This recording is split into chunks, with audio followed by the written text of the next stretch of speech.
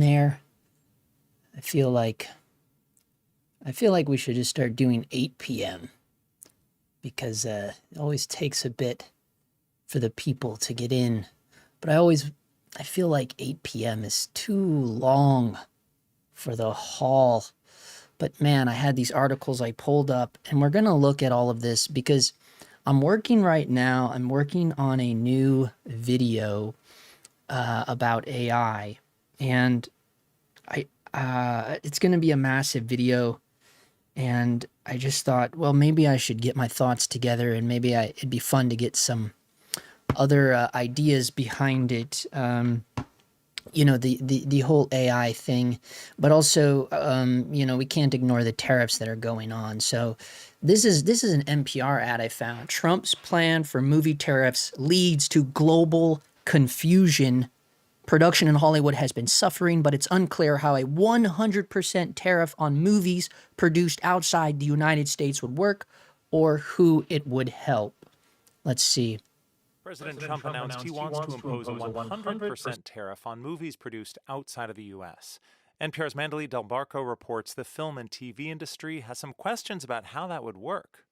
On his social media platform Truth Social Sunday night, President Trump declared that America's movie industry is, quote, dying a very fast death. He said Hollywood is being devastated by other nations that draw filmmakers and studios away from the U.S. with incentives. He called their efforts a national security threat.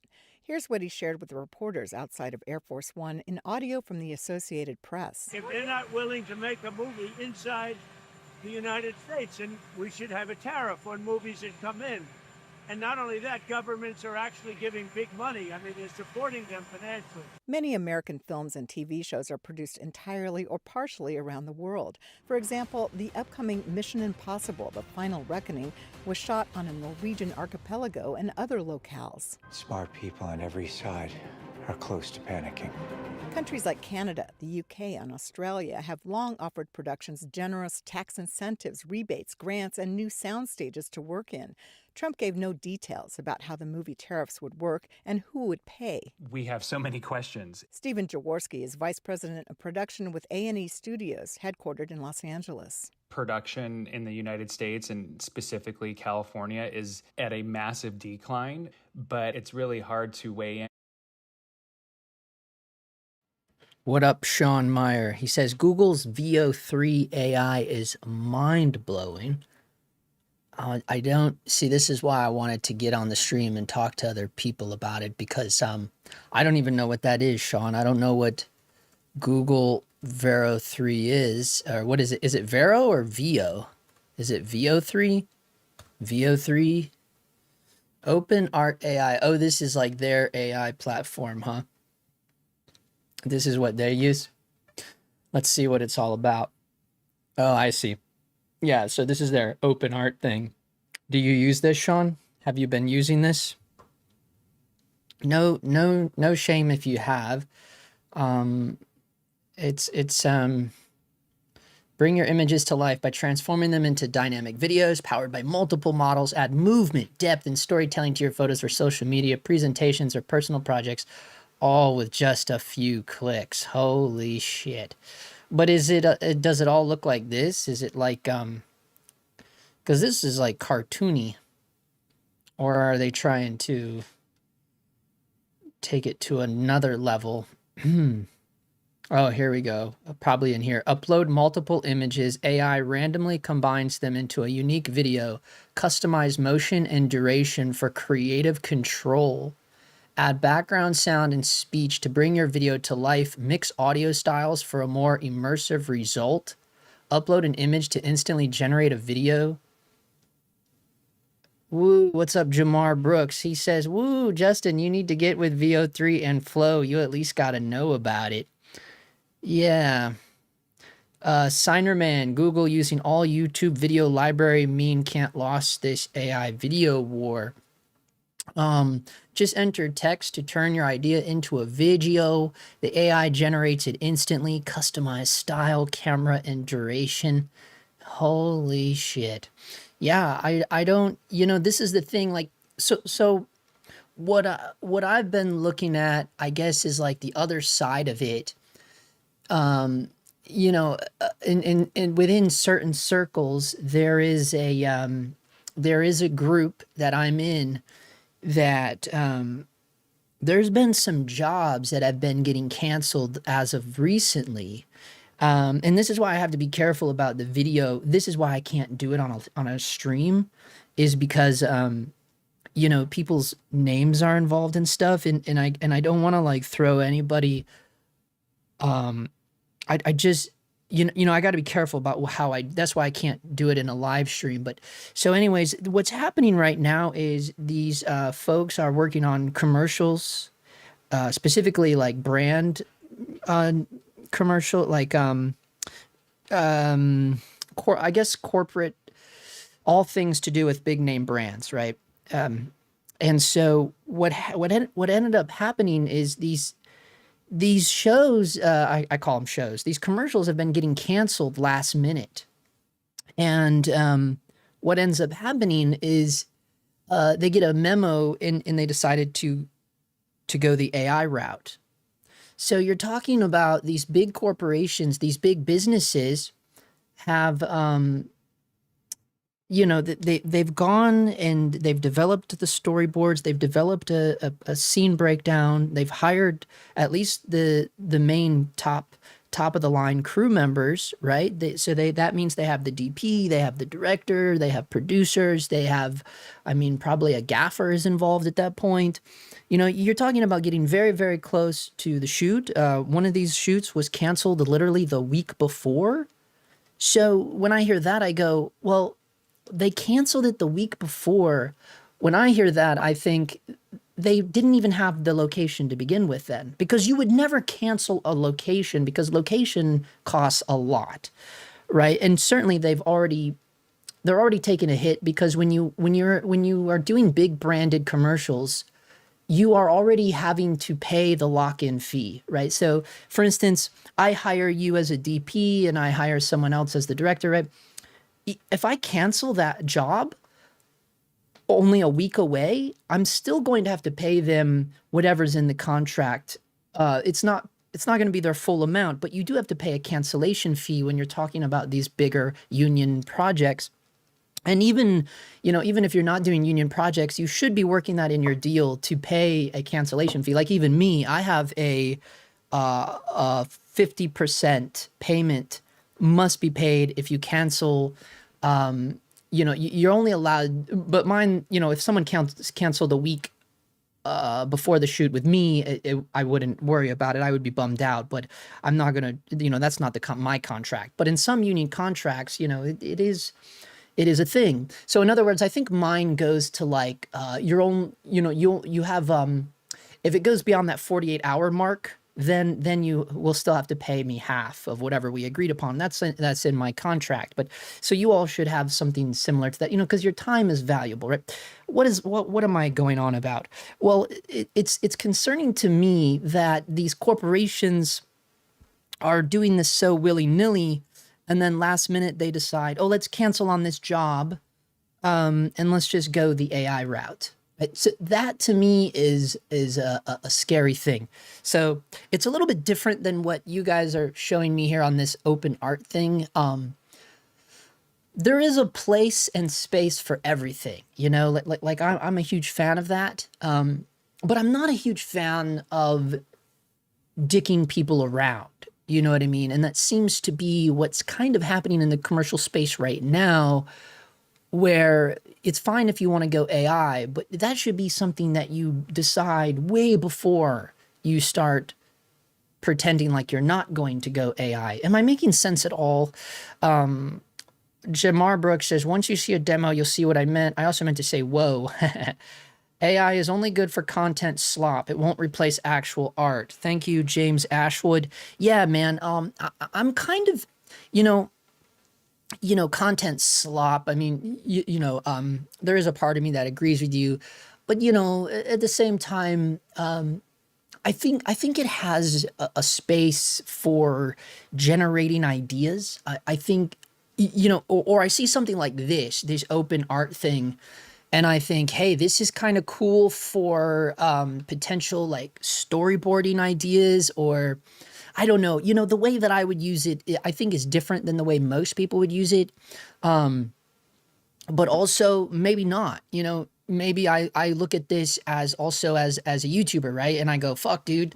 Like, I mean, I was a voiceover artist for many, many years. It's actually how I got into the Screen Actors Guild, was because of my voice, not because of my face.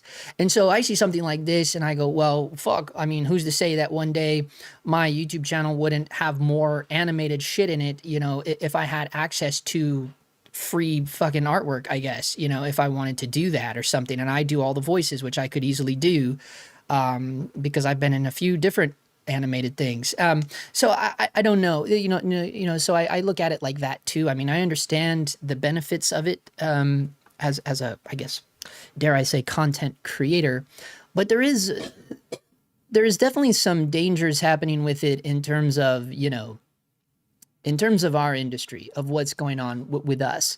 Let me see if I can find these couple other articles. I had, how my week goes. I try to see, I try to save articles and things, and because I am always kind of thinking about the streams now that we've been doing these for a few months now.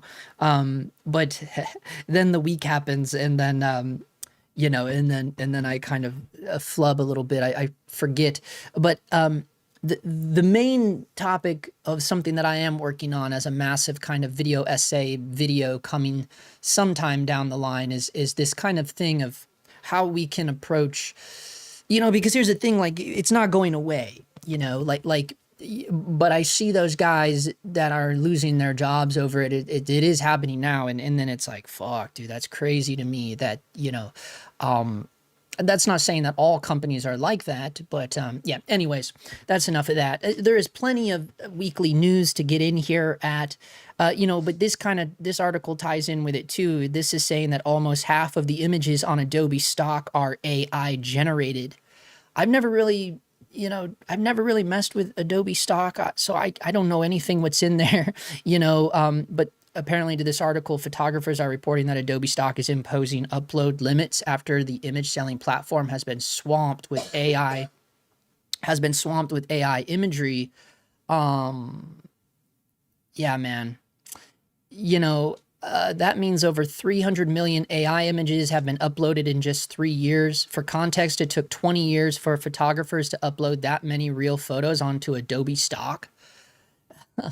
So what takes 20 years, it takes AI only 3 years.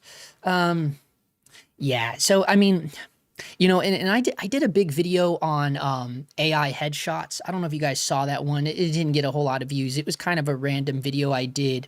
I can show you the thumbnail if at some point you get bored throughout the week and you want to go check it out. Because me coming from the actor world and also the photography world, I was a little bit disturbed by these AI headshots. Where is that video at? I'll just show you the thumbnail in case here it is right here. Stealing your work. I put on the thumbnail. How non-artists are using AI to destroy trust is the name of it. And yeah, so this guy actually, the guy that's on the thumbnail there, he is the creator of the app that is doing it. And he reached out to me and he offered me, a trial to try out the fake AI headshots. And I ignored the message because, he saw it as like a marketing opportunity, obviously, or something, but that's not, I have no desire to do that. Even though, I could take it upon myself to roast the hell out of it again a second time, but I just, you can see the first video did not do very well. It only has 2,400 views. So why would I waste a second video on it? But I just think it's funny that, like, the people that are even behind this, at least in this situation, they have like zero shame. It doesn't bother them at all that, it's just, I don't know. It's an interesting thing to think about, no shame whatsoever. And I guess you would have to be that way to kind of, be a pirate, I remember, I don't know how old you guys are, but I'm kind of old, and, I'm from the LimeWire era or the BearShare era. I don't know if any of you know what that is, but it was like, I'm sure you all have heard of Napster, right? And that was kind of like the beginning of this world that we live in now, of being able to just kind of steal whatever you want. You could steal pictures, you could steal, whole movies. I would download entire albums before they even came out. It's kind of that, but on steroids nowadays, because now it's like, holy shit, man, we're, not only are we able to steal shit, but then we can kind of chop and screw it for ourselves. Look, I mean, to some people that's magical. And, in some circles that's still considered illegal, but, but apparently it's all bets are off nowadays. I don't know how I feel about it, honestly. So that's why I was just trying to get some feelers on it from you guys. AI images covered all Shutterstock last 6 months, and I can understand why people paying for AI stupid photos. Yeah, so the whole point of that headshot video was, they target business people, right? So these AI headshot companies, they target people that supposedly don't have time to go do a 45-minute photo session because their lives are so busy. I don't believe that, though. You know what I mean? Like, that it's just the reality is like they're too lazy to go get real headshots taken. That's the reality. It's not because their lives are too busy. Because think about anything people do, like anything that people do in their lives, they will make time for it, right? And this is kind of like an offshoot kind of thing, but I do have a pet peeve about people that say, oh, I'm too busy for that. Because, I used to do that a lot too. I would always say, oh, I'm so busy right now. But the truth was I wasn't busy. That was just me lying because I didn't want to say the real reason why I didn't want to go do the thing, or B, I was just too lazy to go do it or whatever. But the reality is I chose not to do it, right? So that's kind of my own pet peeve thing. If someone says, oh, dude, I'm just so busy right now, it's like, no, you just don't want to do it, right? And that's fine. Like, it's fine if you don't want to do it. But I guess that's like my own kind of pessimism of society or whatever. But I don't know. I think there is some truth to that. If there is something you really, just think about anything that you really do, that you really want to do, and that you did, right? You do it. If there's something that you really want to do, you find time to do it. That's just how it goes. That's how it is with anything. So yeah, to say that you're so busy as a businessman that you don't have time to go do a half-hour photo session where literally these headshot people just go down any street and you can take photos, I just don't buy it. It's like, no, dude, you're just too lazy and you don't care. That's the reality. But they don't care, right? They don't care. They can just get a fake AI photo. And that is kind of what this whole thing boils down to. They don't care. They're just lazy. And that was another thing too. What really got my mind grooving and moving on this is more than just those commercial DPs getting fired last minute because the production company decided to go with AI. But there was also this thing that was brought back to my attention, the Coca Cola commercial from Christmas time. Do you guys remember the Coca Cola Christmas ad? Let me see if any of these websites have it embedded or else it'll get flagged here. But this ad is so ridiculous. And I know this was just this past Christmas. So this isn't like super, super old. Yeah, this was 2024 Christmas. So the AI in this Coca Cola ad is so horrible in some parts. And it's crazy to me that this is what was, hold on, let me let this load because this is looking like shit anyways. Jamar Brooks says, I think Grant Petty spoke most clearly about AI. One thing he said is that it can only imitate what's already out there. I think that eventually it'll be used just to enhance the work of real people. That would be great if that was the case, but that isn't, it's already been proven that that's not what's going on. Right? Like, so in the reality, that would be great, right? That would be wonderful. Yeah. It'll just be used to enhance the work of real people. That was supposed to be the point of it, but that's not what's actually happening, right? Like, that is definitely not what's happening, right? And this Coca-Cola ad is a prime example of that. You have this multi-billion-dollar company, Coca-Cola. This entire ad was generated with AI to the point where they put it in the footnote in the commercial. I don't think there's ever been a footnote in a commercial ever until this commercial came out when did this come out? November of 2024. But it's so bad. There is one part in here where the truck doesn't even say Coca-Cola. It says Coca Cola. Let me see if I can find it and blow it up for you guys. I mean, it's bad. And it's like to the point where they, that's what I mean. Like they don't even care. Like they don't even care. Even a multi-billion-dollar company like Coca Cola didn't even give two shits to double check the spelling of their own brand. That famous red and white Coca-Cola signature, that's like iconic. That's their logo. And there's one part of this video where it says Coca Cola. But god damn, the quality of this stream is horrible, hey? Let's see. I'm like really bogging down our fiber here. Let's see. But I'm not the only person. I mean, yeah, everyone lost their mind over this commercial because it was pretty bad, man. And apparently, oh, this is like a collage. This is like a montage. Damn, fuck it. We'll just pull up the real one, and if it gets flagged, I'll just fucking cut it out. Because I want you guys... There it is right there. Notice down there it says created by Real Magic AI. Notice down there at the bottom. So they made this with Real Magic. And I just want to get... There's actually a guy in here that already did the hard part. Like, he timestamped all the fuck-ups. So down here, yeah, you managed to spell Coca-Cola. Oh, it's Coca-Lula. Coca-Lula, there it was. I thought it was... I think it's actually Coca-Cola, though. But he might be right. It might be Coca-Lula. There it is right there. There it is right there. Coca-Lula. Yeah, he says it's an L. I thought it was a C. Coca-Cola. Let me blow this up for you guys. Right up there. You see? Notice up there at the top, after that fucking thing goes away. Coca-Lula. This is what I mean. It's like, dude, you guys are a multi-billion-dollar company, and you didn't even notice that your own fucking ad fucked up, your own logo. That's why I don't like to go full screen, because now my fucking chat's all fucking out of place here. Hold on, guys. God damn it. This is like trying to work two screens here. I had that perfect. Let me just move this over here. Oh, it doesn't want to show up now because I'm already streaming it. You gotta be kidding me, man. I got screwed over by making it go large. Here we go. We'll just make it super tiny. Anyways, you guys get the point, right? It's pretty gnarly, man. And that's not the only thing. Like, this guy timestamped all of this stuff. The truck's further from the camera are disfigured. The truck has more lights in the reflection than in the actual truck. The dog's tail clips through its body. The truck's front grills aren't symmetrical. The third truck doesn't have a cabin. I mean, the list goes on and on. You could check it out. But this was the worst to me, the Coca Cola thing.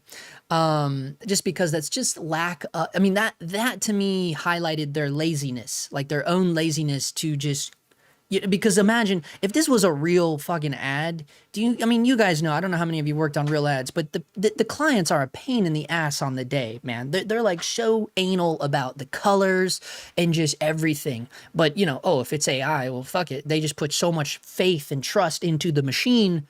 And then, they got their trucks all fucked up. They got their logo. It's not even their logo. So I don't know. Yeah, I mean, I'm with you. I'm with Graham Petty and you there on that one, Jamar. Like, yeah, that would be great if that's how it actually was going to go, but that's not what's actually happening. What's happening is people are relying on it solely, right? Like, they're solely relying on the AI. Clearly, I mean, even Coca Cola is doing it, and there's no fact checking. Fact checking isn't even really the right word. It's like there's no checking at all. Like, if anyone with half a brain that worked at that company would have actually really scrutinize this AI video the way that they would scrutinize a real production going on set, when there's fucking 20 people all around one monitor, that would have never flew, right? But they didn't even treat it like that. They probably had one guy maybe that gave one pass on it and said, yeah, it looks awesome. Send it in, fucking put it on fucking TV. I don't know, man. What's up, Organism X? I think that AI generated footage should be forced to have a big generated by AI watermark on them by law. That's the only way it's fair game for everyone. Yeah, I mean, in Coca-Cola's defense, like I said, they did put it down here at the bottom. It's an asterisk, this little footnote created by Real Magic AI. But yeah, I agree. Like they took it away. Like, you notice it goes away around like 4 seconds mark. Yeah. I mean, it's not hard. I mean, you can. We all know AI when we see it, but there's gonna be that day that comes when we don't know AI anymore. This is the one where he talks about where they're disfigured. Like, they're not necessarily disfigured. They're all just different shapes and shit. But that's just like a common AI thing. Like, AI is completely randomized, right? So that's why it's so gnarly there. James says, you should be able to put the chat into a separate window if you click on the 3 dots at the top and click on pop out chat. Thank you for that, dude. Yeah. Perfect. Thank you so much for that, dude. Thank you. I'm still learning how to use the internet, so it's good, dude. We're getting there. Thank you for that, bro. See, that's why I have to do these live streams. So every time I do a live stream, I learn something new about the internet. Anyways, yeah, so I don't know. The AI shit's interesting to me, and I thought, but also I think it ties in perfect with, I don't know how many of you were in here when I played the NPR article, but so there is a thing where, let me see if I still have that AI article, the tariff article, the NPR article. Where did that go? Oh, it's right here. So this is a thing. You guys can let me know if you already.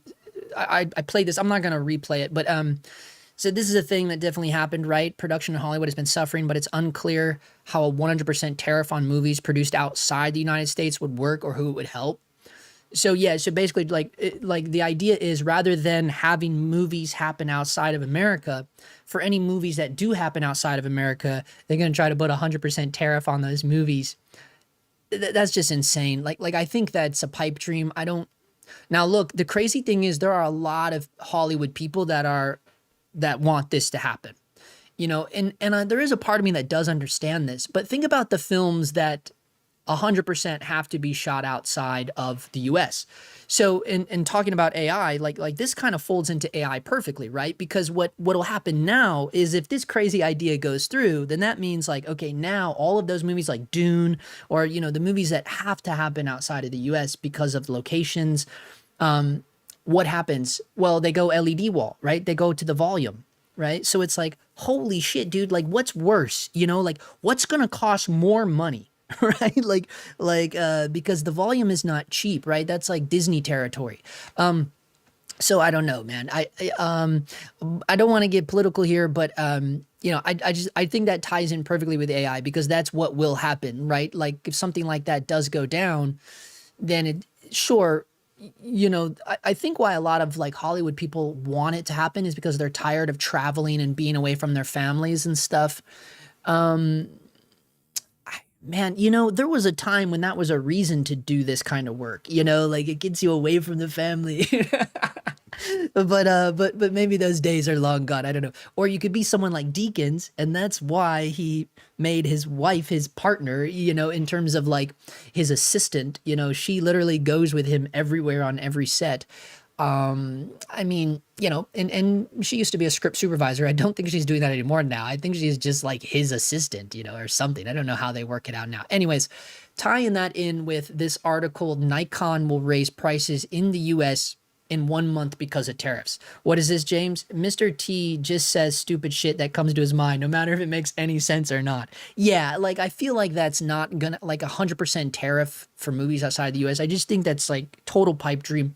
But surprisingly enough, as much as Hollywood celebrities and those folks would like you to believe that they are that they're, you know, anti-Trump, and I do think most of them are, there were a surprisingly large amount of them that like that idea of 100% tariff outside of the US. And I think it's because they're just sick of traveling and stuff, you know. Anyways, so this is, I thought this was interesting, right? It's interesting of Petapixel to highlight Nikon in the article, when really, when you scroll down, it's like every single fucking camera company. You know, Sigma says it would increase prices on June 2nd. Canon confirms similar news late last month. Sony cameras, lenses, and accessories increased between 10 and 35%. Blah, blah, blah. Leica has been dealing with tariffs, although they recently decreased some prices following a 90-day tariff reduction between the US and China. And of course, a threatened 50% tariff on the European Union could impact Leica and Hasselblad come June 1st. Yeah, so I mean, that's all that's the Mount Rushmore, you know. That's all of them. You know, you're looking at all of them, dude, all of them. Nikon, Sigma, Canon, Hasselblad, Leica. I don't know. You know, I guess like if you're looking to buy some shit, I think is you, some people would be like, well, you gotta look, I'm not big into buying shit new anyways, but I think that boils down because I live in LA, you know.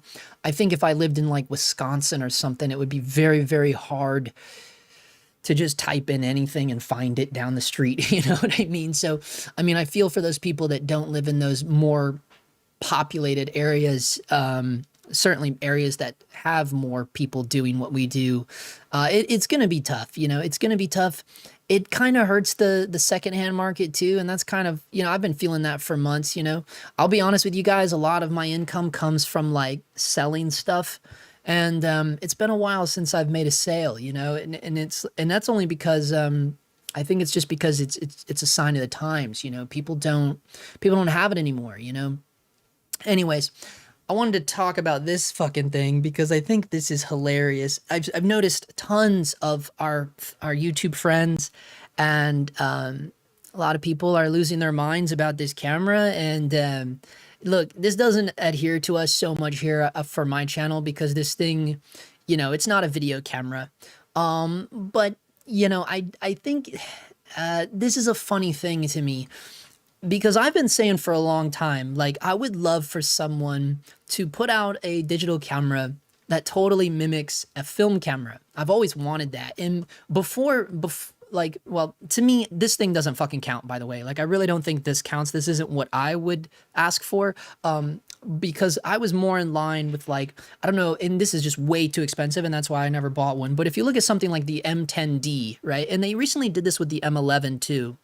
So Leica does this thing. They started this way back with the 2.62 as well. So they do this thing with almost, I don't think they ever did it with the M9 or the M8. I think they started it with like the 2.62. So basically what they do is they make it to where you can't have a screen at all, right? And this is a rangefinder. Like, this is a Leica rangefinder, so there's no little LCD screen in there. It's a true rangefinder window, right? And there's no screen on this camera whatsoever. And I absolutely love that. But the problem is, oh, I think this is the M11. Yeah, this is the M11-D. Because see, the M10-D was even cooler because it had a fake little lever on it, but the lever did nothing, which was a bummer. So, I always thought it was cool that they at least had the lever on it. Because to me, someone that shoots analog photography alongside digital, the reason why I prefer the analog is because of the lever and because of, you can feel the film going through. There's something about that to me. And so I thought, man, wouldn't it be cool if someone really made like a true analog digital camera? And then this thing comes out. So if you guys don't know this is the FujiFilm X half. This is a half frame camera. So this is already, and you'll notice they have a little fake lever here on there. Little tiny baby lever, but it actually doesn't do anything. I guess it does. You can put this thing in film mode, right? So they have a film mode that you can put this thing in where it literally like locks you in at 36 exposures to make you feel like you're only shooting one roll of film. But it's a half frame digital camera. It doesn't shoot RAW. It's only 16 or 18 megapixels. But no RAW though, right? And it's a half frame, so it's like it comes out the gate of like Instagram format, right? So I don't know, man. And I don't know why people are excited about it. It's $850. And I'm like, dude, why would you do that? It just seems like a lot of work to go through when you could just like buy a disposable Kodak camera, not a disposable, but yeah, you could get a disposable, but better than that, you could get something like this, this thing right here. You get one of these for $45 and put as many rolls of film in it as you want. And it's going to be full frame. Oh, no, this one's half frame too. Well, fuck, I wouldn't even do that then. I don't understand this craze around half frame. I'm out of the loop with that. I don't understand why people are obsessed with half frame. Maybe some of you can fill me in on that. I mean, is it because I mean, for a film camera, I guess it makes sense because you can get double the amount of exposures out of an expensive roll of film. I guess that kind of makes sense, but you're losing a lot of resolution, a lot of detail. And then to make a digital half frame camera, I don't quite understand the thought process behind this. A half frame digital camera. Pretty weird. I mean, in that case, why do you need that? You know, you could shoot on any point and shoot digital camera, you know, like you could shoot on any digital camera and crop it and make it half frame. I don't know. I don't understand it.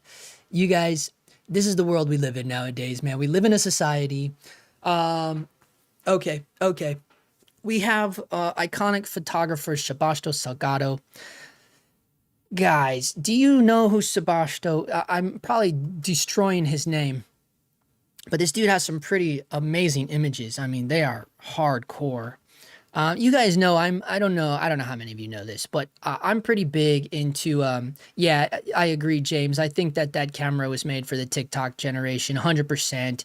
You know, Fujifilm, if it wasn't for TikTok, their X100V would have never hit the sales that it did. And so now they're taking a swing with this thing too. And yeah, it'll probably do great, but it's just, I don't know, man.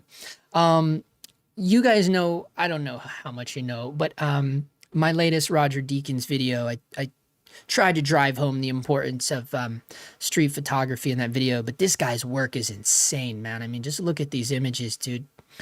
Yeah, he lived a nice long life. I guess like before he died, he was saying like how he was like, it's okay, I'm ready to go. I feel like that's the way to be, man. Like you know you did good when you're like at around in your 80s and you're like, you know what? It's okay, man. I'm ready to go, you know? I think that's the best way to be, you know, live a full life and then go out completely fearless. Good God, did you see that photo though? Hold up. That photo is gnarly. Look at that. Wow, that's a great one. Yeah, so we lost a good one here, but you know what? This is what's rad. You know, you can leave a legacy behind. This is what I think is cool about, you know, like, I guess, quote unquote, real artists, right? Like, to me, like, this is the point, you know? This was why I always was, like, big into acting, too, because I felt like, you know what's cool is, like, you can leave this behind. I think it was Brad Pitt. Brad Pitt said it the best, because they once asked Brad Pitt why he liked acting so much, and he said, I'm going to butcher this, but he said something to the effect that he was like, well, it's the only thing that I can do where I could be in your home through the TV in somewhere like Indiana, and at the same time he could exist in a different film as a different character on the other part of the world in someone else's living room. And for Brad, I mean, I thought that was pretty profound. You know, I was like, wow, that's kind of an interesting way to look at it. And I guess in his way, I mean, in a way, it does kind of immortalize you, certainly as an actor, right? Because it immortalizes you as all those different characters, and once it's on tape, it's forever. And really, that's like all art to me. It's like, damn, once it's recorded, it's here forever. You know, we have it forever, and that's like all the Salgado's amazing images here. You know, it's like these aren't going away. They're all over the internet now. The downside is AI will be infiltrating these images. You know, like the AI will be putting its own twist on these, you know, I'm sure if it hasn't already. For most countries, transportation and bathrooms are expensive, making it very appealing for social media posts. What are you talking about? The half frame? Transportation and bathrooms are expensive, making it very appealing.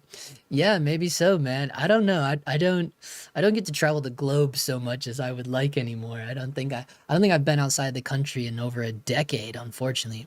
I do travel quite a bit within my own country, but oh man, this is killer. This is stellar, dude. Look at this. Holy shit, dude.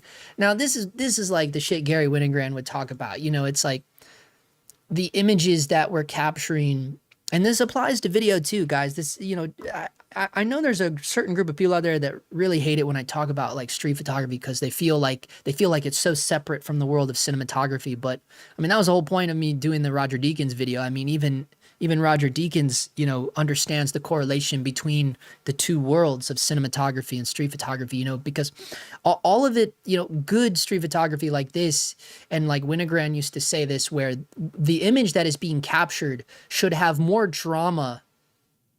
Like the photo that you're making should be more dramatic than what you're capturing. Does that make sense? So like, what he's saying here is, and I think this photo is a great example of that, because we don't know the story behind this, but this shit is dramatic as fuck, you know? But the reality is it very well could not be as dramatic in real life as what this photo looks like. Do you know what I'm saying? Does that make sense? Like, and to me, like, and I agree with Winogrand when he talks about that shit, where it's like, yeah, man, that is kind of the point, you know? Like that is, you don't see that too often. It's really hard to do, I think, in the narrative world. I'm just trying to think of some things, and man, I always do this, but I always come back to The Outsiders. I don't know why I'm like so obsessed with this fucking show, man. but The Outsiders are like a prime example. The way this show was shot, this and I think Handmaid's Tale, they're like two of the shows like in our recent few years that I'm like, or what is it? Not The Outside. Is it just it's just The Outsider. It's singular. It's singular.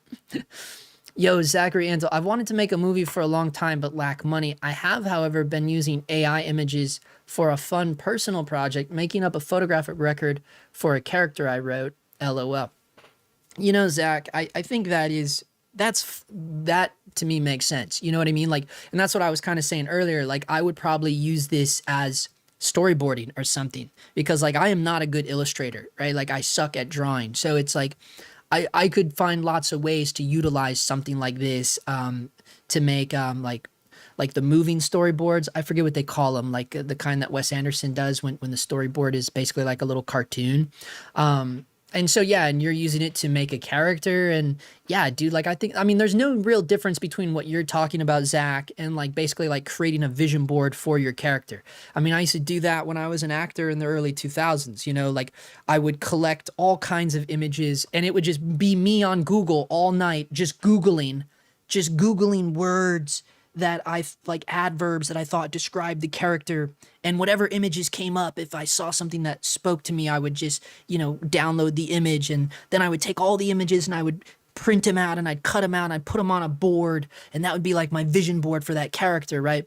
And then I would make a playlist and I would do the same thing, and I would specifically search for lyrics that had certain adverbs and qualities of this character. And then that's all I would listen. I would only listen to that playlist the whole time that I was playing that character. And, you know, when I was doing theater, repertory theater, you know, you're talking about having to listen to the same playlist for fucking months, dude. Like, you know, like, so, but I think it, you know, whatever you got to do to make you, you know, feel it, whatever you think you got to feel.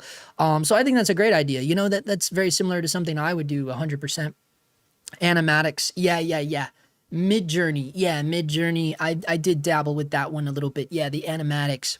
Anyways, back to Outsider. So this, guys, I'm sure you guys have watched this show. If you haven't, I highly recommend this. This show, to me, I feel like is a great example of what I was talking about earlier, like with the photos. It's like there's something about the way that this show is captured that makes it feel more dramatic than what it really is. You know what I mean? And I feel like Handmaid's Tale does that as well. But the biggest thing that stands out to me about The Outsider specifically is they have a really interesting way of covering the wide shots. And what I hate about this IMDb, they don't really, well, this one's fairly close. This is kind of how they do their wide shots, and I just love this so much. It's done in a way where voyeuristic, and it makes sense because you get the feeling that they're always being watched, and that kind of ties in with the character of the show, I guess. But at the same time, like, I just love the idea of doing it, just always doing it that way, you know, of being like, how can we... I don't know why this show spoke to me so much, but whenever I watch this show, I'm like, damn, because all of their wide shots are like this. You know, it's always from way far back, like way far back. And this is even a little bit close. I'm thinking specifically about one time where they're in a building, right? Like the whole scene is in an office, and there's like 3 or 4 of them in an office. But the way the scene starts is we're way outside of the office. We're not even in the office. We hear people talking. We're just looking at a building. That's all. We're looking at a building, and you can hear people talking. And then before you're like looking at this one frame for so long, and there's one window on in this office building, and the office building is like this tall in the frame, you know. And you're like, what the fuck is going on? And then your eye naturally gets drawn to the one window that's on, and you notice there's little tiny people in there moving around, but the audio is like, you know, you feel like you're in the room.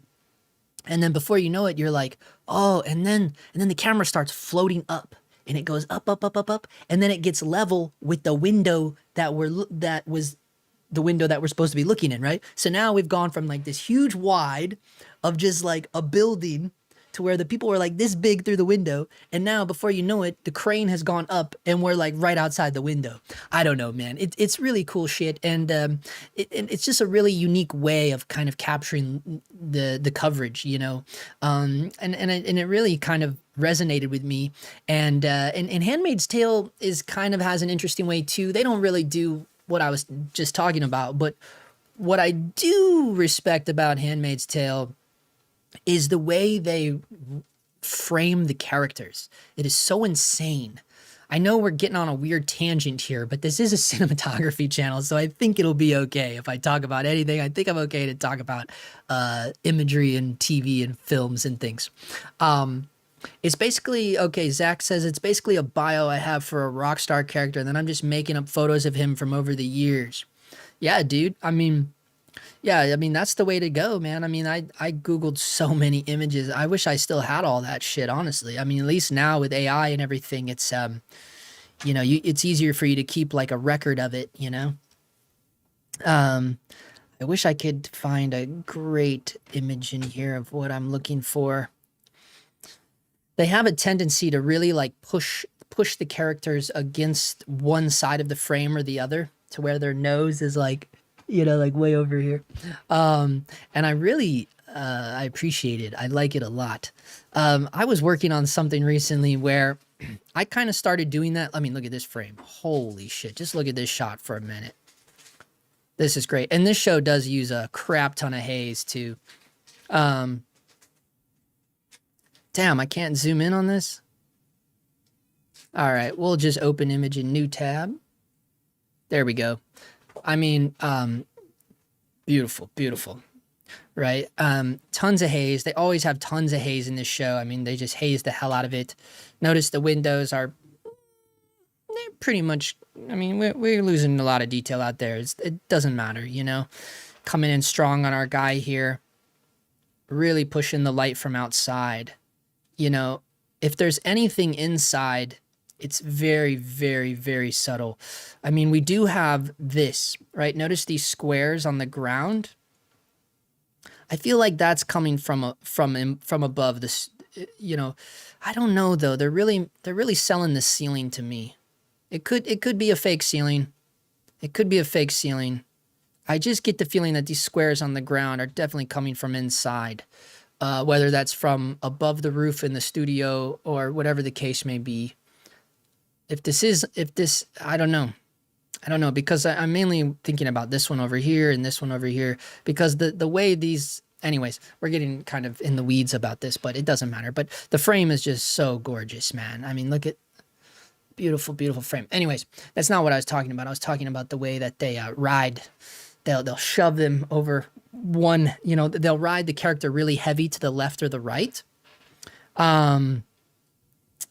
I tried to do that on a show that I was on recently, but I really was doing it because I was trying to like cheat out something shitty in the background, and they just weren't going for it. They didn't quite understand what I was doing. And it's a bummer. And that's why I feel like more people should watch this show, because it's like, no, we can lean into this. We can make this a thing. Like, we don't have to have all this generic framing, you know, especially when this show, I feel like this show broke a lot of those barriers, you know, in terms of the way that they frame their characters and things, and certainly how they frame conversations and dialogue is really unique and special. It's just, there's nothing like it. Signerman says, I have the chance to buy a Zeiss CP3. Would you recommend it? They breathe a lot, but the price is very reasonable, around $6,000 for a 15mm in the store. Yikes, yowzer. So here's the deal with the CP3s. I don't know if you guys remember, but when I had the Milvises are rumored, well, certain ones, the super speeds, the Milvis super speeds. So you're talking about the 1.4s. Those supposedly have the same glass as the CP3s. And Matt Duclos said that from Duclos Lenses. So I believe the guy. I think even Phil Holland has said this as well. We got no CP3s within 60 miles. Holy shit, man. Bummer, dude. CP3s, I don't know, man. Look, the CP3s are like super, super clinical, right? My thing is like, you got to think these lenses are huge. These lenses are ginormous. I mean, nowadays you can get really comparable glass for a much smaller size. These lenses are just so big, guys. And that's kind of my biggest gripe with the CP3s, the CP2s. They're just too freaking big, man. They're really honking huge lenses, and I just feel like nowadays you don't have to go that big. And the funny thing is in there was a time when these were the small ones, but I don't know, man. The Zeiss Super Speeds have always been super tiny, you know, but then again, those are very, very expensive. Let's see. Trevor in the house. Trevor, did you change? Are you the same Trevor, or do we have two Trevors? Have you thought about getting a hard case instead of using that Godox one you use for your lights?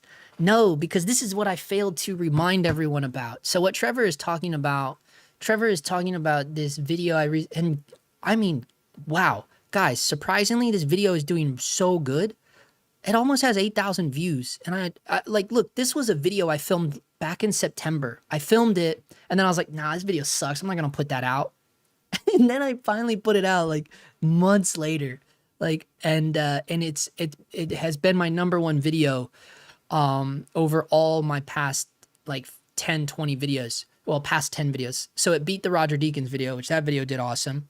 And it also beat my M10 video. My M10 video was like the best. And then I did the Deakins video, and they were like head to head. But now this video, and I'm just talking about my past 10 videos. For some reason, people love this video. But what I hate about this video that I left out, I only show it at the very, very beginning. So you have to be really paying attention. Because I got a lot of messages about this of people saying like, oh, they must weigh 1,000 pounds. By the way, it's not that heavy. Like I only weigh $130, and I can pick it up and throw it in the van. It's not that heavy. But it does have wheels. So there's wheels on this thing.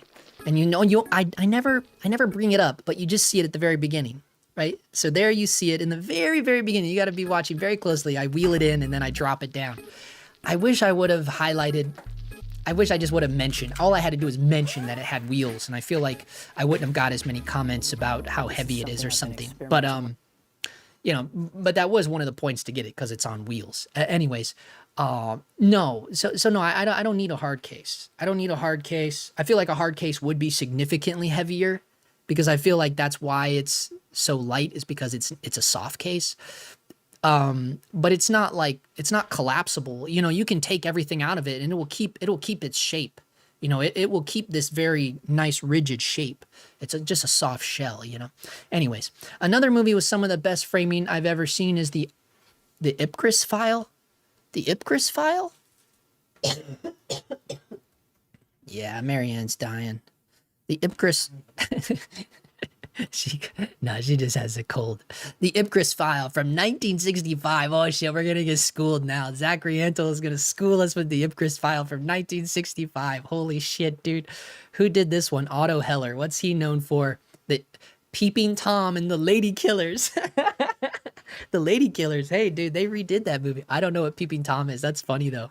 Okay, here we go. Who's in this? Oh, it's a Michael Caine movie. Okay, all right, I can get behind that. Gordon Jackson. In London, a wisecracking spy investigates the kidnapping and brainwashing of British scientists while dealing with the constraints of his agency's bureaucracy. Oh shit, there are two Trevors. That's awesome, dude. Okay, here we go. Check this out, man. An admirable thriller in every respect. Okay. I mean, look how young Michael Caine is, dude. Holy shit, bro. Michael Caine is young in this movie, huh? I watched your 1K lighting kit video today. Thanks, bro. Thank you, dude. Okay. We're looking at the Ipcris file right now. Dude, this looks like a photo that fucking Robert Frank took, dude. I swear to God, I have this photo. This is a photo that Robert Frank took. They turned it into a movie frame. Yo, Jason Morbies, I want to get into some different framing for my next short film. At least one shot of extra headspace like you've mentioned. Yeah, dude, why don't you shoot the whole movie like that? Or the whole show? Why don't you just go full Handmaid's Tale? All the framing I gotta come way down here like this.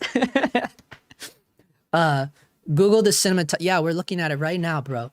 Laugh out loud. That's what I tell everyone, even when they have a cold. I mentioned the movie Contagion also. Contagion. Hold on, I'm gonna find this shot specifically. Let me open this up in a new image here. So guys, too, I have a new partner on the channel. It's a company called Audio Socket, and I don't know. How do you guys feel about audio? Do you guys even care about copyrighted audio? What are you guys using for your videos? Because I'm trying to figure out like a entertaining way of how I can talk about this newest company. The funny thing is they're not really new to what is even the word for it? Like if it's music made for YouTube, copyright free music. Yeah, but it's specifically made for, you know, like for instance, this particular company I'm talking about, they have been around a really pretty decent time. Like they were used in Oppenheimer and stuff like that. But the problem is like you got things like the one that Cam Mackey has a ton of commercials for. I forget the name of the one he's with. And then you have Artlist. Artlist used to be a partner of the channel. And then, I don't know, I guess they got too big for me. Either that or I got too radical for them. Not sure which is which. Dude, I swear to God, Robert Frank has this photo. Maybe it's a Winogrand photo. I can't find it now. Oh yeah, Mr. Robot. Dude, you're right. What's up, Lorax? Yeah, Mr. Robot. I forgot about Mr. Robot, dude. Guys, I'm sorry I'm dragging my heels here, but I could have swore Robert Frank took this photo. I just can't find it right now. I'm looking in this, by the way. I'm looking in this book right here. The Americans. I've talked about it before, but in videos that people don't ever watch, so no one knows about it. Man, I could have swore Robert Frank took this photo. That's okay. I'm sure as soon as I get done, I'll remember where I saw it from. Anyways, yes, you have rights to non-commercial usage. For commercial use, there's usually a small fee. Yeah. So there's a new company that's partnering with me, and I don't know. I don't know how I want to go about it. This is rad. This is rad, though. You know, kind of. You know, this is what I love about looking at older movies is like, you know, the hard lighting. You don't see hard light anymore. Look how hard this light is, bro. It's like boom. It's like blasting, dude. You don't see it anymore. And it is kind of a bummer. You know what movie did have it though? I mean, look how hard this light is. You know what movie did have it though? The vampire movie, the Ed Lockman vampire movie. Americans, yeah. You know what I'm talking about? Did you guys see the Ed Lockman movie? Dude, this is an awesome shot. What the hell? Is that a behind the scenes photo? Or is that yeah, this is like an actual photo they took on set. Dude, that's so good. Oh my God, that's so good. Who took that? Wow. Yeah, you're right. It's like split light. It's so harsh lighting, dude. Look at these shots, man. These are wild. Yeah, this was a good one. Whoever recommended this. Look at that. Look how he holds the gun too. My Tommy gun. Yeah, I've never seen this film. This was a good one though. Look at this. Holy shit, this was the movie poster. What year is this? 1965. What a time to be alive. Wow. That's a cool photo too. Still of Sue Lloyd. Kurosawa, my favorite director, uses so much hard light. Yeah, Kurosawa. Dude, look at Michael Caine, dude. No way. He's so young. Look at him. He almost looks like Cumberbatch. What the hell, dude? That's crazy. I also love Kloop by Gordon Willis. The cinematography in that is insane. Yeah, it's perfect. Yeah, 100%. Harsh lighting is so good for black and white. You're not even lying about that, Trev. Soft light kind of sucks for black and white, huh? It's a bummer, dude. But dude, this is gnarly. Yeah, Gordon Willis is the man. Yeah, I mean, look at this Rembrandt. It's so harsh. Look how harsh that Rembrandt is. But look, I mean, we still have these kind of basic practices. We still do this same shit. It's just soft now. So look, he still has his edge light right there. You can feel him popping out. We probably don't do this hair light anymore. That hair light is probably the one thing we got rid of. And yeah, we do this same style lighting. It's just super soft now is the only difference. Clute is awesome. Okay, we're getting lots of people talking about Clute. Let's check it out. What the hell is Clute? 1971. LED is awful for film. We got the Faustian man in here. The Faustian man. He's anti-LED. Fuck LEDs. I love the way the old noir movies look. I know, dude. So this is one, I've never seen this. This is Jane Fonda and Donald Sutherland. Holy shit. Gordon Willis is the man though, isn't he, dude? Oh, man. Wow, he passed away a long time ago too. Yeah, dude. I don't know what this movie is, but I'm already loving it just based upon the cast and the freaking... Look, Jane Fonda. Wow. Yeah, this is cool. Whoa, look at this. They don't even care about the shadow side. Wow. Yeah, dude, we're looking at it right now, aren't we? Didn't you say Clute? Whoa, they didn't care at all. That looks like a Winogrand photo. Oh, you talking about Jane Fonda won her first Oscar for this movie? For Clute? What is this movie even about? It's a crime mystery thriller. Hold on. What did it say? A small town detective searching for a missing man has only one lead, a connection with a New York prostitute. Yeah, I kind of figured that much. LED is super convenient, but it needs so much help to be nice. What do you guys mean? Yeah, you just gotta break the hell out of it. You just gotta break the hell out of it, dude. Just break it. Soften it down. Knock it down. I always double break all LED lights. Sometimes even I'll double break the bounce. Look at this. This is gnarly. I mean, no wonder. Yeah, you think this is Gordon Willis? Total Godfather look, dude. Just straight top down. Yeah, that looks like Gordon Willis, all right. Oh, man. Yeah, dude. This was definitely in the anti-bra era, that's for sure. You know, Winogrand got in a lot of trouble because he made that book Women, and like half the women in it like didn't have bras, and they were like, oh, he's a misogynist or whatever it's called. And all he was doing was walking around taking photos of women. It's like, dude, this is how they dress. Like, what's the deal, dude? Oh, man. Yeah, this is a pretty wild looking movie. I mean, I don't think I've ever seen this. I think Brando and them tried to make a form of this movie though. Geez, that lighting looks like a mistake almost. It's pretty gnarly, huh? But you know what? You know what's the downside about IMDb is? They will mix in BTS shots with the movie shots. So you never know if you're looking at a BTS shot or if you're looking at like a real frame from the movie. I wish they like were better at like, you know, organizing their shit, man. But I imagine on this one, I mean, some of them are easy to tell, you know, if it's in the right aspect ratio, then you know, like, okay, but this is definitely like a BTS shot, right? It's like, you know, like this shit is like on-set photo. Even this, it probably is too.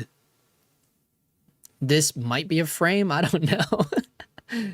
Yeah, okay, that's enough of that. I wonder if I could try to find you guys that Gary Winogrand though.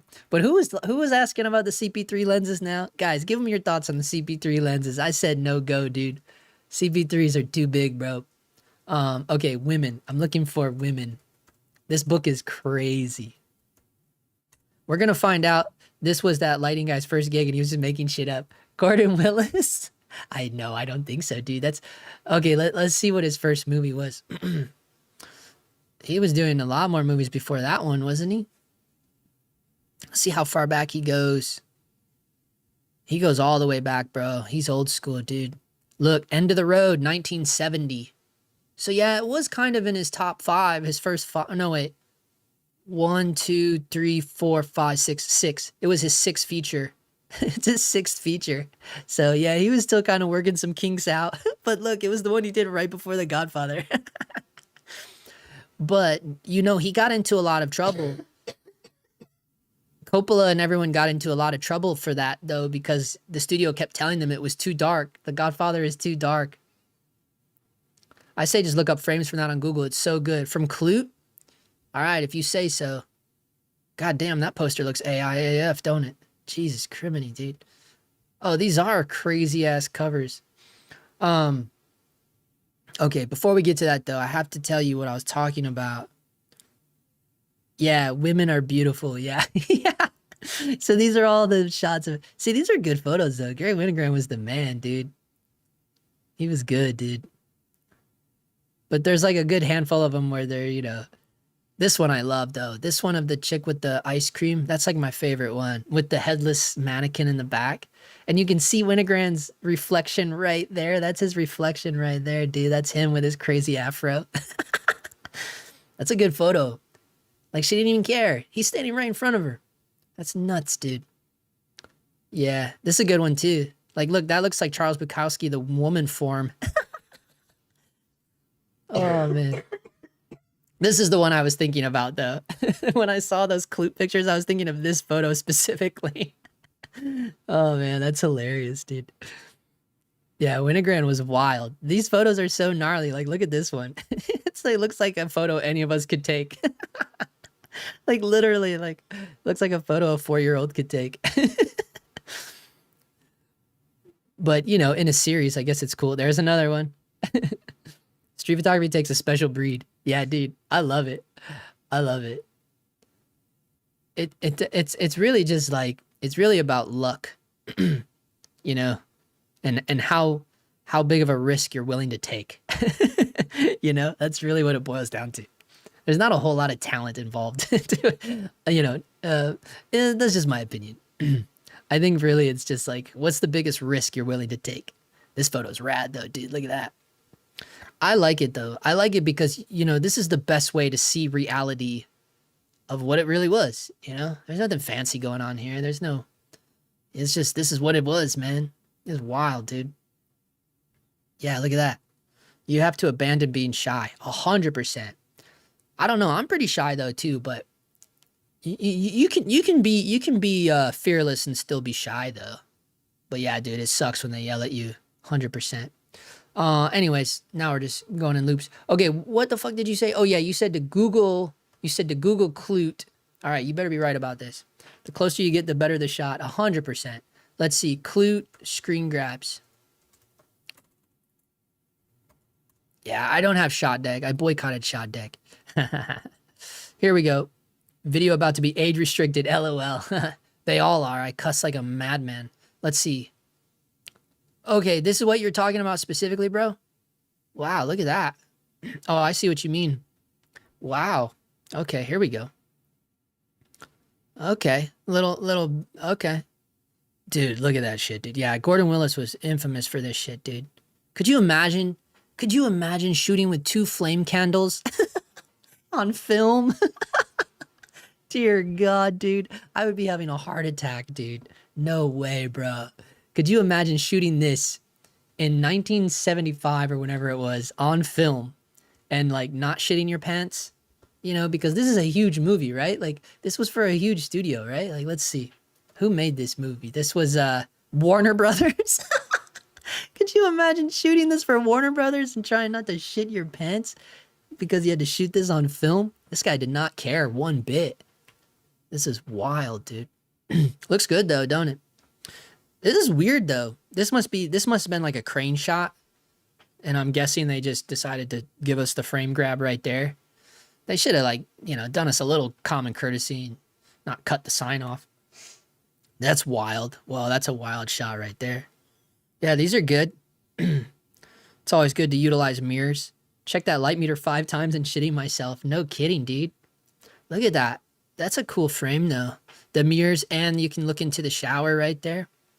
Yeah, dude, that's rad, man. Yeah, you're not wrong about this. Who recommended this? Look at that. That's cool, dude. I love me some Donald Sutherland, boy. I got to work with him. I met him. I worked on that movie. I used to do stand-in shit, and I met Donald Sutherland on Ad Astra. I think that's the one, right? Ad Astra was the Brad Pitt one. Yeah, dude. Donald Sutherland. He's cool as shit, dude. Really nice guy. Yeah, these frames are cool though. Yeah, dude. These are nice. Wow, I like this. This is kind of outsider vibe. This is what I was talking about, you know, like, get creative with your, like, establishing wide shots, man. Wow, that's a hell of a frame right there, dude. Holy shit. What's the deal? Look, we got to look at the details on this. Hold on. Let's back up a little bit. I'm just curious. Panavision PSR R200 and Panavision C series lenses. And they shot it on Eastman 100T 5254 Panavision anamorphic.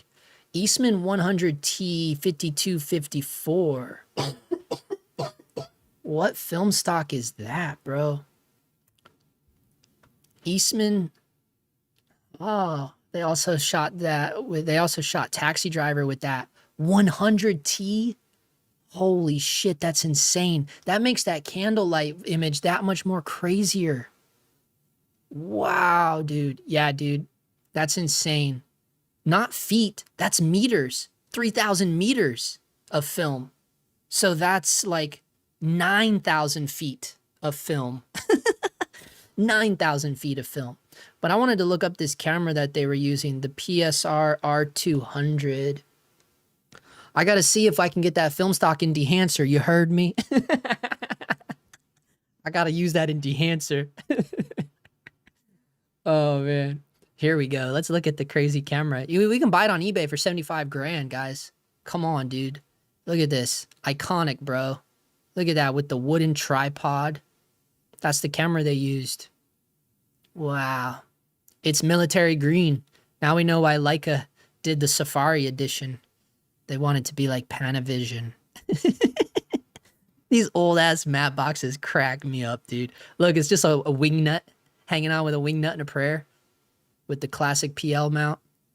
Wow, dude, that's gnarly. 75 G's. Make him an offer for 10.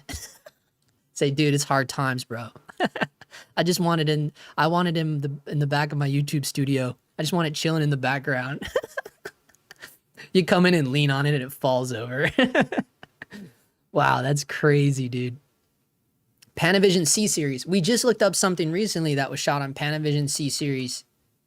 They still use these. I feel like these. Yeah, isn't this what they used on the Sinners? The way we bitch about having it tough and we just have to move a slider to fix exposure. I know, man. It's wild. Oh, no. These aren't what they use on Sinners. They use different Panavision ones on Sinners. C series. These are still around though, bro. Look at these things since 1968. Wow. T2.3. Look at the focal lengths on this. 35, 235s. Why do you need 235s? That's weird. Nothing wider though. Oh, this is anamorphic though. This is anamorphic. So that 35 is wide, boy. Wow. Okay, cool, man. Let's get back to it. I just love that frame, dude. That frame looks so good. Look at that. That's cool. I like how they used the globes with the reflection in her eyes, and they made sure it only got 2 of the globes. It looks like the globes are her eyes. That's cool looking, man. That's really cool. Yeah, you can't buy any of that stuff. What are you talking about? You can't buy any of that stuff. No, those lenses? Yeah, these are rentals only, bro. These are rentals only. Pancros, I think, on Sinners. No, dude. No. We looked that one up, bro. We did Sinners a few weeks ago. Was it Pancros? I don't think it was Pancros, dude. It was, what was it? Now I forget. Come on, Kugler. Come on, Kugler. I like that name, bro. It's a cool name. Let's see. Panavision Sphero 65 and Petzval lenses. Panavision APR Panatars. So Panavision APO Panatars, Panavision Sphero 65, and Petzvals. Oh shit, dude. They're still rocking the Petzvals. Yeah. So no Pancros on that one, bro. Right? Or did we literally just read that? No Pancros, bro. Let's get back to this. Because these are... Oh, dude, look at that. Straight silhouette. That's kind of rad, too. Canon FDs, baby. Look at that. Wow. Yeah, these are killer. Who recommended this? This was a great one. This was a good recce to look at here. This is awesome. Look, helicopter shot. Good old Sutherland. Dude, yeah, these lenses look amazing. Have you tried CinePrint for Resolve? Shooting a short doc and it's getting edited on Premiere, but I'd like to do the color work in Resolve. Any experience with that workflow? Yeah, dude, of course. I think I did a video on that, like round tripping from Premiere to Resolve. I'm actually certified in Resolve. It was part of a cinematography program that I did here in LA. And so the funniest thing about that though is like when you get certified in Resolve, you don't really learn a whole lot about the actual color grading. Like most of what they taught us was doing like the I don't even know what the fuck to call it, but like doing like the transforms. Is it transforms? And when I say that, I don't mean color space transforms. I mean like setting it all up, and it kind of ties in with round tripping it to other NLEs. But it's just a bummer because, you know, you're thinking like, yeah, dude, I'm gonna get certified in Resolve, and you think you're gonna come out like a badass color gradist, and like the majority of the certification, like 75% of it has nothing to do with actual creative color grading. It's like all technical. You're like, God damn it. Yeah, dude, I love Resolve. I only use Resolve. But yeah, round tripping is super easy, Trevor. It's super easy to round trip from Premiere to Resolve. As long as they have the original files, that's all they need, and you can link it. You can link it super easy. I've done a couple breakdowns on it. Maybe I'll do another one. Here's that same shot again. Those flames. They definitely had something above. You know, they definitely had. You know, nowadays it would be like a fucking one of those mattress lights. You know, have you guys seen those mattress lights? We use those on oh, do you guys want to see the commercial that I worked on? I was not the DP on it. I was the B cam operator, but it's definitely out. So I did a live stream. One of the live streams I did a few months back, like I was in Vegas. It was funny because it was the week before a week before NAB. And so yeah, but we were there, and I was we shot a commercial for these guys. They have a new restaurant they opened up. I was only the B cam operator, but I just thought if we wanted to look at it, but now I can't even find it's the Pisces restaurant. They opened up a restaurant called Pisces. Oh, it's right here, Pisces Bar and Seafair. I recently switched from Premiere and to Resolve. I'm a fool for even starting in Premiere. Yeah, there's 2 Trevs now. I know, dude, it's getting wild. Jason, yeah, the aperture. Oh, that's why I brought this up. Thank you for reminding me, Ron Coy. I was like, why am I talking about this commercial that I was the B cam operator on? Yeah, it was because wasn't it this? What the fuck? Maybe it wasn't this job. I did a job recently where they had the air mattress lights, and I was like, whoa, those are crazy. But you know what? I don't think it was this. Oh, no, it wasn't this. It was the music video I was the DP on. Holy shit, that's hilarious. It was actual that I DP'd on, and they had the air mattress. You guys know, you see, I show it all the time. It's this video right here, the Poison the Well video. So we had an air mattress on this video. This is just real quick for my reel, but and then it goes into some narrative bullshit. But I'm the worst at cutting reels. Don't ask for advice on reels. But yeah, so it's an air mattress. It's way cooler than the Aperture thing though. But yeah, it's basically what it is. I didn't know Aperture made one. Aperture makes the airbag thing, Airlight. You know who else makes them? Godox is making them, but Godox have tubes. Oh, they call it the Infini Mat.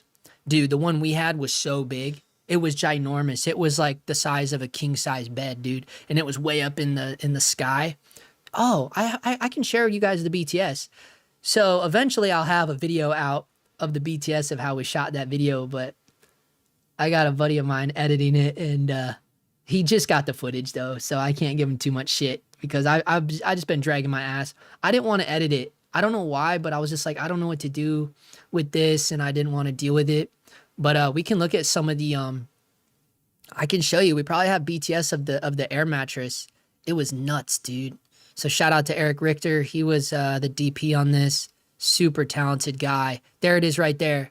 This is what we used, and we skirted the hell out of it. And what's rad too is we had it on a pulley system. So we put it on a pulley system, or is it a pulley? Yeah, a pulley system. And so we could raise it and lower it. It was pretty rad. And you can see the skirt on it. So this one was made by Lightstar apparently. Very, very big though, because this is up in the sky. This is at the Fonda Theater in Hollywood, by the way. And I mean, you can see how, and then we had all those like wannabe maxi brutes. I don't know what those things are, but they're gnarly too. They're in the shot the majority of the time. And this was funny too. So I felt bad because I had to keep having the guys like black out all this yellow. You notice there's like this shit was like driving me nuts. Like I'm so OCD. I'm like, can we just black all that out? And then they blacked it all out, and then I could still see like the top of it. You notice, like, and then I'd be like, fuck, can you guys gaff the top of it too? Like, I'm like, I felt bad, but it was like, dude, it's so yellow. It's like, why would, anyways, but you can see how huge this thing was big, boy. I love it though. It was like the coolest thing. It was my first, obviously I was aware of them, but I had never really worked with them before. It's just so perfect for room tone, if you want to call it that, but really just having nice, soft top light. And yeah, skirted off. Honestly, I wish we would have had 2 of them. I wish, but look, it looks like there is 2 of them up in there. Oh, I see what's going on. See how they're kind of round? Look at that. Damn, maybe there was 2 of them and they put them together. Damn. Either way, I wish we had even more of them. No, look, he does have the aperture one. That's an aperture one, ain't it? That ballast looks like it says aperture on it. What does that say? Does that say Infinimat? I don't know what that says. It looks like it says Infinimat. Maybe he did have the aperture ones. I'm not sure what our gaffer had on that.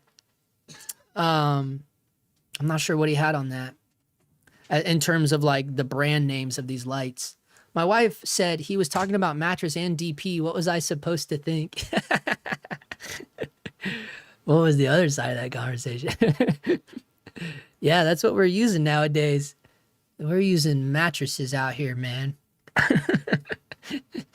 I don't know why I called them air mattress lights, but that's what it reminds me of. It reminds me of an air mattress in the sky, dude. It's like, these are different than China balls. 100%, dude. 100% different than China balls. These are insane. This is like, first of all, look how huge it is. Like I wish like the video doesn't do it any justice. Like this is, shout out to, by the way, Miggy Vision, man. Miggy Vision here in LA. He shoots the majority of my BTS stuff. He's so talented. Really good DP too, actually.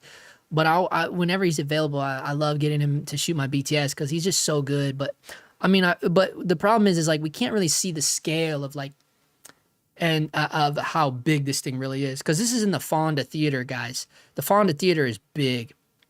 But yeah, it's kind of the same idea of a China ball.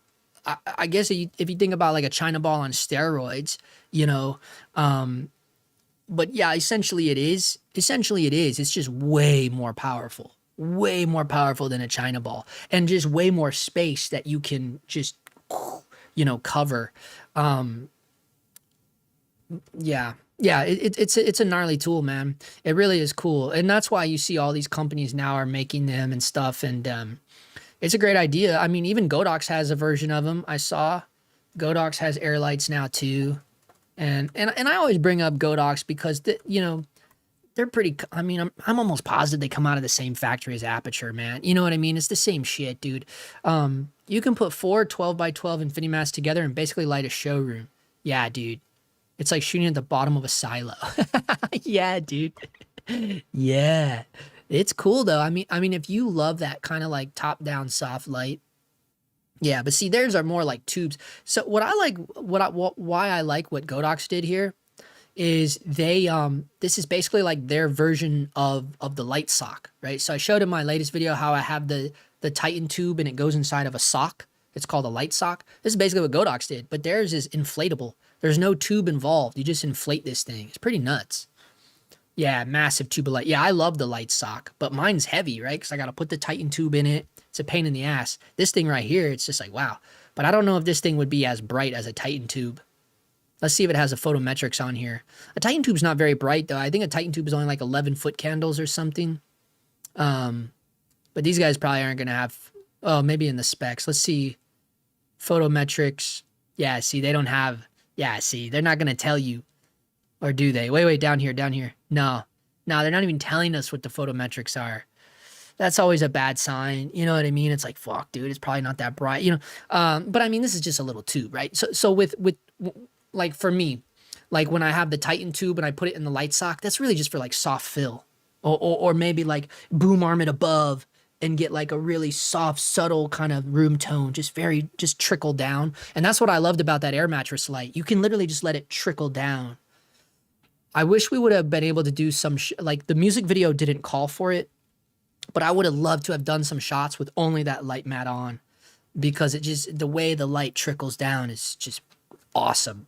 Like, and what I mean by trickle down, and I know it's hard for people to understand me sometimes, but like, I just mean like in the way, like you just barely falls on the subject, you know, because it's so soft and it's so huge, and we could bring it down really, really close, and it just kind of like, you know, it's just there. It's really cool, man.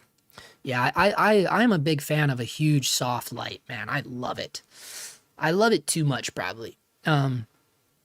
But back to these, I guess. Oh, there's a China ball in the shot. Rad, dude. Oh man. Yeah, I miss these kind of like old school, like, I don't know, man. I look at these frames and they make me think of my mom for some reason. You know, you're like, damn, dude, like this shit just reminds me of another era. You know, you're just like, fuck, dude, life must have been so good. I think about that when I watch cowboy movies. I'm like, fuck, dude, I wish I could have been in the cowboy era, bro. I would have done anything to be a cowboy, dude. Just like no law dog. Like you could do whatever you want.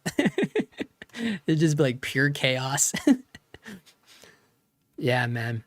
These frames are great though, dude. This was a great one. Whoever recommended this. Oh, I love this so much. This is total saw lighter right here, man. This reminds me of saw lighter so much. Yeah, these are cool. Uh-oh, we're getting flagged. We're getting flagged. Look at this. Wow, that's a nice shot. What a great way. I mean, man, talk about like a painting. I love how they got this guy turned around. That's so cool. They got this one perfectly composed, man. I don't know. I take that back. Almost perfect. They did put this plant right on top of his head. It was so close to being perfect, man. God damn it. Oh, man, that was the last one. Bummer, dude. Wow, that's a nice one. Wow. One of my favorite photographers is Barry Feinstein. Did a lot of rock and roll photos in the 60s and 70s. He took the photo of Bob Dylan with the shades in the back of the car. Oh, yeah? Barry Feinstein? I'm not good with names, but if I see the photos, I might recognize some of them. This one's cool. What's this one? Oh, shit. I love a good contact sheet. That's what I miss about digital. It's like, man, the contact sheets were the best part. Oh, that was the thing with the Fuji X half frame. They're saying like, yeah, now you can do digital contact sheets. That's a cool one. Is that Steve McQueen? Barry Feinstein, huh? So he's probably like the original Gary Williams. Or Greg Williams, like the original Greg Williams. I really miss this kind of lighting. I feel like lots of movies are starting to look the same in a way. No, 100%. I mean, it doesn't look bad, but they're just all starting to look similar. Yeah, I agree with you, dude. There's that old school. Yeah, there is. That's what, yeah, I understand exactly what you're saying. But that's why I say, you know, I mean, this is the real deal, though. You know, this is the real deal, right? So, for instance, you think about, like, I don't know if you guys watched Severance, but there was one episode of Severance that they shot on film, right? That George Harrison in that contact sheet, by the way. Oh, it is? That's George Harrison? Classic, dude. Oh, shit, okay. Oh, you're a big fan then. All right. Yeah, I'll have to check it out. I don't know if I've ever seen any of these photos or not. I mean, yeah, that's Liz Taylor, right? I'm really excited for the Smashing Machine, though. It feels like it took a very different lighting route, and it looks amazing. The Smashing Machine? I don't even know what the fuck you're talking about, dude. The Smashing Machine? Hold up. I don't know what that is. Is it the Smashing Machine? Oh, they just completed it? Haven't heard the term contact sheet in 10 years. Oh, I wish I could make contact sheets. Dwayne Johnson? Oh, yeah, this... Yeah, dude, this is the Dwayne Johnson movie. Oh, dude, I don't know how I feel about this one. I don't know, but I do love A24. I'm just a hipster freak. Oh, speaking of A24, have you guys seen Friendship yet? Have you guys seen Friendship? Oh, my God, dude, that movie is so ridiculous. Oh, that's right. They're not going to show us any grabs of this because it's not even out yet. Damn it. We're going to have to watch the trailer. We get one grab, and it's not even really a real grab. Damn it. Yeah. Yeah, I don't know. Who shot this? Machio Bishop? How do you say that? The Curse. Oh, shit. Uncut Gems. Oh, no. What? Wolf of Wall Street? No. He didn't shoot those movies, did he? I love the Safety Brothers. Have you seen the trailer? It's actually low-key great. Oh, the Safdie Brothers. Yeah. Wait, this is not the guy that shot Uncut Gems, though, bro. He didn't shoot Uncut Gems, did he? Yeah, it was Darius Kanji. He must have done like second unit or something. He must have done second unit on Uncut Gems. Damn, Kanji probably wasn't available, so they had to get Mateo Bishop. Yeah, I mean, I seen the trailer though. It looks badass. I don't want to bring it up though because I'll get flagged for any YouTube video I put on here. But I don't know how I feel about the movie, dude. I wish let's see if we can find it embedded somewhere. If it's embedded somewhere, we can watch it. Otherwise, I can't. Yeah, see, these are all YouTube. He was one of the camera operators. Yeah, probably. Let's see if A24 has it embedded. Oh, TikTok probably has it embedded. Oh, right here. Hell yeah, dude. Okay. I'm gonna play this real quick. Probably looking at my eyes. How did that happen? Well, have you ever heard of the Ultimate Fighting Championship, the UFC? That's the bloody thing they're trying to ban. This guy is the best he has ever seen. Do you hate each other when you fight? Absolutely not. How do you know Mark Kirk? Oh, we go way back. But he's a buddy of mine. Come on, baby. Too much? Never. Too much? No. Please welcome in his octagon debut, Mark Kirk! Winning is the best feeling there is. It's 40,000 people, and they're cheering you on. There's no other high like it in the world. No contract, no money? No money. Do you have any stronger pain medication? Advil? Advil?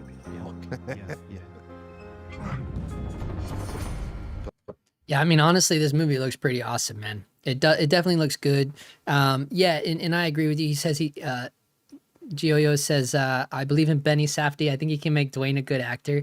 Yeah, I mean, here's the thing, man. The trailer's done really well. Shot in 16 mil? Is that right? Shot in 16 mil. Hold up. Let's fact check that. Yeah, you're right. 16 millimeter Kodak. Wow, dude. Shot in Vancouver, British Columbia, Albuquerque, New Mexico, and Tokyo, Japan. Look, guys, this is the same shit. So way earlier in the stream, we were talking about Trump's tariffs, the 100% tariffs. Oh, that article's gone. I don't know what I did to it. But like this would be a prime example. Yeah, like this movie, they, you know, like, and this is an A24 movie, so it's not like it had a huge budget. Like, I don't know, 40 million? Good God. Dude, the budgets on these movies are insane nowadays. 40 million? Well, I mean, they're shooting 16 mil, so probably a good amount of that went to film. But god damn, 40 million? This is what I mean, though. This is what's crazy to me. Does this movie look like it cost 40 million to make? I mean, this is what's crazy to me. 40 million? And then, like, if we go back and if we look at that Clute movie we were looking at, like, and I know it's like, okay, Justin, it's like different decades, but I'm just saying, like, is something going on here? Like, look what they used to make movies for. Let's see. Look, this budget was only 2.5 million. 2.5 million. So what is the equivalent of 2.5 million? How do I do this, guys? Help me Google. What is, how do you do this? 2.5 million in 1975 worth today. I'm just curious, right? Wait, what is this? Okay, so they're saying 2 million and 75 is equivalent in purchasing power to about 12 million today. So $12 million, right? $12 million to make that. And then like you look at this movie, you're like, yeah, how did this movie cost more than $12 million to make? Like, I guess that's what I'm trying to say. Like, what the hell is going on? You know, like what is happening? Like $40 million to make this movie? I mean, it just seems crazy to me. 40 million bucks. I am just like flabbergasted. Like, where does the money go? Like, I mean, I know Dwayne Johnson, he probably has a hefty paycheck. Emily Blunt, you know, it's like, god damn, dude, like 40 million? 40 million to make an A24 movie? That's just so crazy to me. Am I like thinking out of my mind here? The Rock is expensive. Oh man, Boz is in this. Nice. Yeah, dude. God damn, that's a crazy budget. The Rock is expensive. No, The Rock got to get paid. LOL. Dog Times. Yeah, Dog Times don't know shit about 40 million, bro. Film is always gonna jack up the cost, especially now. Yeah, but that much? Man, but 16 mil, and it's 16 mil. So it's not even gonna be as expensive as 35 mil. That's a decent movie budget, 12 mil. Right. 40 million budget, 25 million on film. How much of that was The Rock's paycheck, The Rock's salary? Maybe because of all the extras during the fight scenes. I don't know, but that is a hefty budget. All the extras. You don't think they're not using AI to fill those seats? You know what they do with the, in terms of talking about that, they shoot plates, bro. They probably had maybe 100 extras max, maybe. Most movies don't ever have that many extras because they just shoot plates. So what they'll do, they'll put like 40 of them up in the seats, and they'll take a plate, they'll take a shot of it, and then they'll move you around, take another shot, switch wardrobe, move you around, take another shot. And they just shoot plates with the background. I don't know, dude. 40 million, bro. It's just crazy to me. A24 budgets. A24 budgets are 40 million bones. That's wild. And this movie is like, you know, meant to look old, you know? It's just so crazy to me, the budgets they get on these things. But yeah, man, I'll watch it. I mean, I watch any A24 movie. I'm not gonna lie.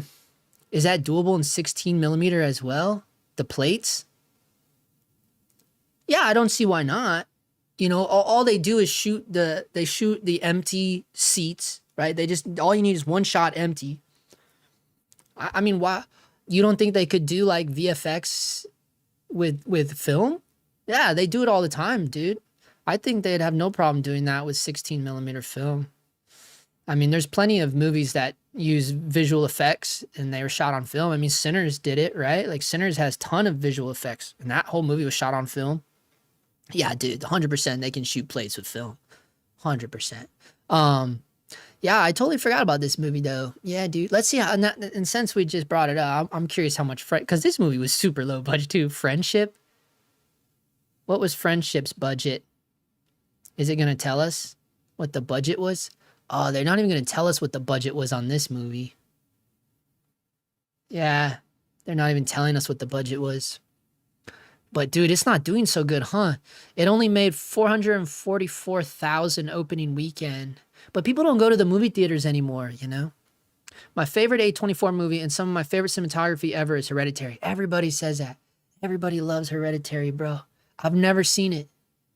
I'm terrified of scary movies, dude. I've never seen it. Never seen it.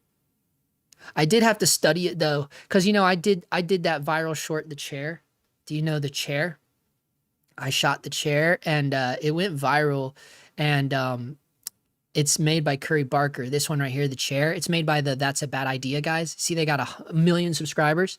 Yeah, I shot their fucking short film, and but that was the inspiration, was Hereditary, and but I didn't watch it. I couldn't watch it, but I did study, you know, the grabs and just kind of analyzed it.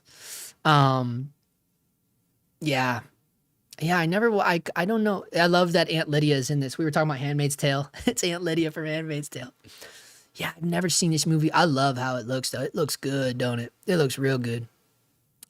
Yeah, a lot of people love this movie, though. I don't know why, but certain scary movies, there's certain scary movies that just kind of, I don't know, man. All it takes is the trailer, you know? If the trailer feels a little weird to me, I'm like, nah, dude, I'm out. But look, even this movie, only 10 million. But, you know, horror movies are infamously known for being able to be made for dirt cheap, you know. But, yeah, I mean, I don't understand why Hereditary only cost 10 million, and yet it cost 40 million to make the Smashing Machine. That's crazy to me. I wonder how much Uncut Gems cost, because that movie was pretty low budget, too. 19 million. Yeah, but I mean, they had to take over. They probably got charged a lot on those locations. You know, they were filming like crazy in New York, dude. By the way, I was working with Julia Fox before this movie came out. And she was like, yeah, I'm going to be in the new Safdie Brothers movie. And it's Adam Sandler's in it. And I was like, fucking bullshit, man. Like I didn't believe her, right? And I just thought she was talking shit. And then sure enough, she's in the fucking movie, and I was like, holy shit, dude, that's Julia. But she's friends with the Safdie brothers. Like, she was telling me that they like wrote that role specifically for her. She's known them for a long time. They grew up together or some bullshit. Location reasons are probably why Hereditary was so much cheaper. Yeah, 100%. It's sad. It's so sad. I wish people would go out to theaters again. Yeah, you know, I went and saw Friendship. It was kind of an early show, but there wasn't really anybody in there, dude. It was like ghost town. It was weird. I just think nowadays, here's the thing I will say about it though, where I kind of understand it. Uncut Gems. Yeah, the one thing I'll say about it though is like, it's loud, man. Like even when I was watching Friendship, you know, the tunnels that go to the seating area, you can hear everything. Like anytime someone walked by, you hear babies crying. For the longest time, I thought that the movie was playing a joke on me. Like I thought it was like embedded in the audio of the soundtrack. I'm like, are they fucking with me? And I feel like Friendship would be the type of movie that would fuck with you like that, you know? But after it went on for so long, I'm like, no, this theater just sucks. It's like I can hear fucking everything, dude. So to me, it kind of makes sense where it's like, you know, if you want people to go to the theater, you should make it at least a little bit more immersive. You know what I mean? I feel like we have the ability to do that nowadays. But I you know, I don't think anybody's giving AMC any more money to enhance their theaters, right? So it is kind of a bummer, you know. It is a bummer. 100%. Anyways, well, this was an interesting live here, guys. We established I don't know what's some takeaways here. Well, we got the Clute. I took my son to go see Minecraft and it reminded me of the good old pack seat days. Well, yeah, I heard that was insane. The Minecraft thing was a little nuts. Yeah, I saw that where people are like losing their minds in the theaters and shit. That one did look fun. And you know, that was like on par with like Barbieheimer, right? Like Barbie was insane. That was pretty similar. When we went to go see Barbie, it was very nuts like that too. Like there was like literally moms live streaming while watching the movie. And I'm like, what the fuck is going on here? Like the little kids, like not the kids could care less. The kids are like running up and down the stairs. The moms are live streaming. We went and saw it at the Americana in Glendale. So it's like, you know, it's just like, oh my God, dude. But The Rock costs money and Godoc's got some lights to experiment with. Yeah, 100%. That's the takeaway. 40 million to get The Rock, and we'll try to see Clute. I mean, this was some good inspiration though. So shout out. Big kudos to whoever recommended this film because, man, they had some killer frames on this one for sure. It's not letting me advance, though, so I guess it's time to go. I heard the roof collapsed at a screening of Final Destination. Yeah. I lost it seeing No Time to Die in IMAX a few years ago. Yeah. That's a James Bond movie, huh? Don't know about that one either. Yeah. All right. Thank you, Zachary. That was a good one, dude. We had a good, nice time looking at the Clute movie. Clute. I'm calling it the Clute. Yeah, maybe we'll try to see where we can watch it streaming. Anyways, you guys take it easy. Thank you guys so much for stopping in. Hit the like button on your way out. And, yeah, let's do it again sometime.